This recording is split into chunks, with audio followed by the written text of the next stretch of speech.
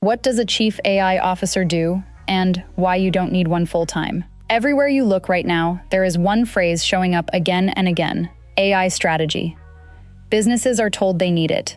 Leaders are told they should hire for it. Consultants are selling it as the next must-have executive role. And that creates a natural question. Do you actually need a full-time chief AI officer? Or is this just another expensive title being added to the modern business world? Because if you look closely, most companies are not struggling because they lack AI leadership. They are struggling because they lack clarity on how to use AI in a practical, profitable way. And that changes the conversation completely. AI is not just another tool anymore.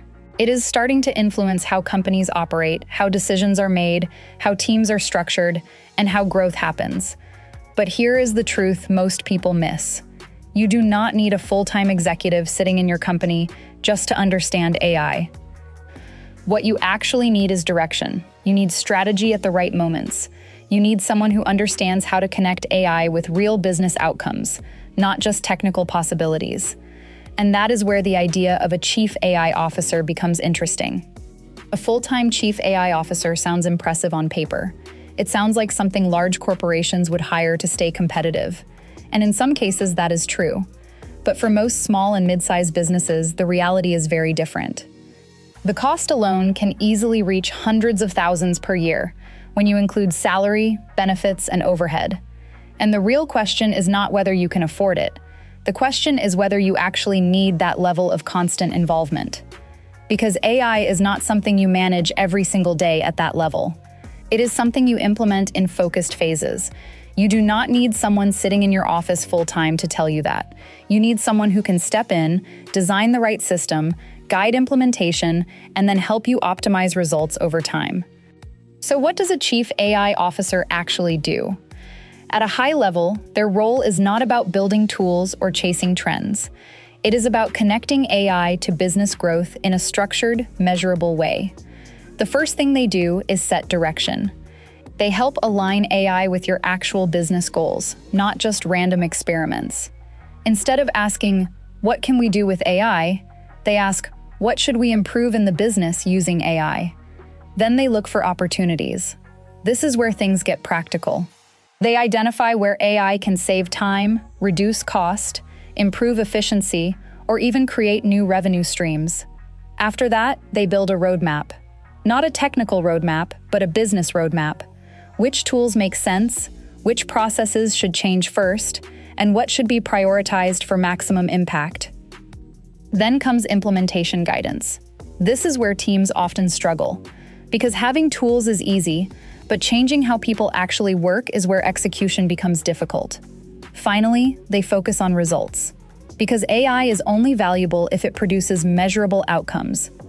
Whether that is time saved, revenue increased, or processes simplified, everything needs to connect back to business impact. So in simple terms, a chief AI officer is not a tech builder. They are a business translator for AI. Now here is the important question. If this role is so valuable, why not hire it full-time? On the surface, it sounds logical. If AI is important, just bring in a dedicated executive and solve the problem.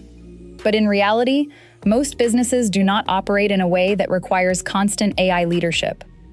First, AI is not your core business. It supports your business, it improves your systems, it enhances your operations, but it is not something that needs daily executive decision-making.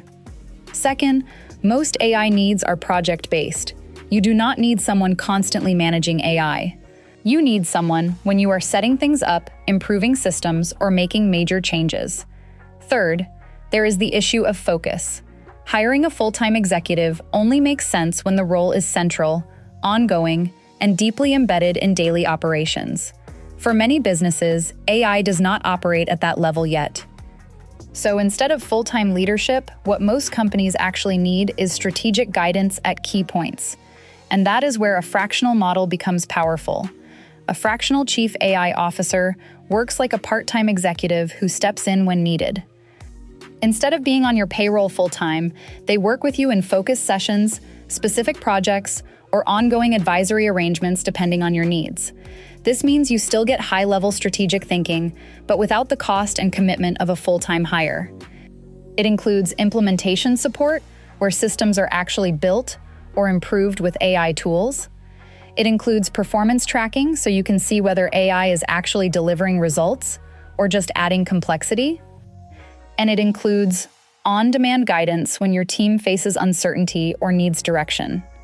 So instead of hiring an expensive executive sitting in-house full-time, you are essentially bringing in expertise exactly when it is needed most.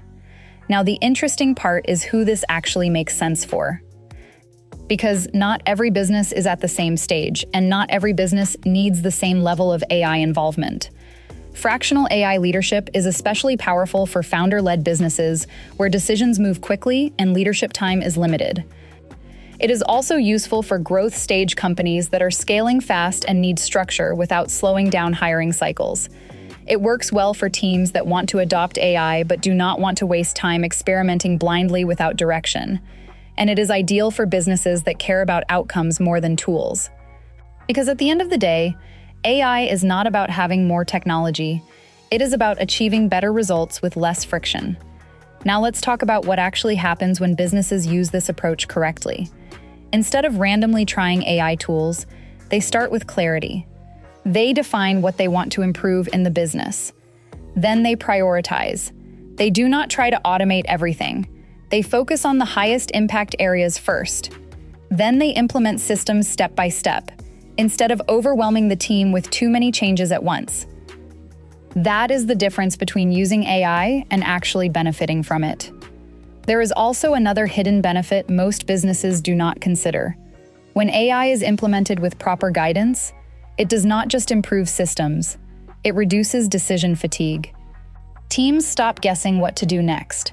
Leaders stop wasting time on low-impact decisions.